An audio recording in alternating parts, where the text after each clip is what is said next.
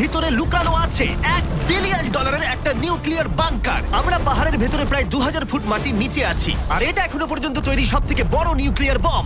আমি তোমাদের পার্থক্য দেখাবো এই $50 মিলিয়ন নিউক্লিয়ার বাংকার, এই $30 মিলিয়ন বাংকার, এছাড়া আরো অনেক বাংকার রয়েছে যার শুরুটা হবে এই $1 বাংকার দিয়ে। এটা সেফ। দেখা যাক ভেতরে কি আছে। ও ভেতরটা ভিজে। আমি এখন তোমাদের এই বাংকারটা ঘুরে দেখাবো। ট্যুর এখানেই শেষ হলো।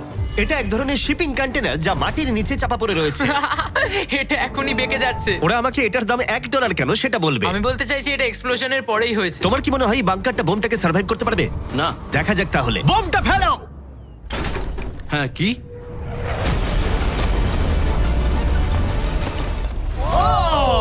এই বাংকারটা পুরো ধ্বংস হয়ে গেল। পরেরটা গিয়ে দেখা যাক। পরেরটা হলো $1 মিলিয়ন বাংকার, যেটা বানানো হয়েছে মিসাইল শুট করবার জন্য এবং মাটির নিচে নিউক্লিয়ার মহাবিপর্যয়ের হাত থেকে বাঁচার জন্য।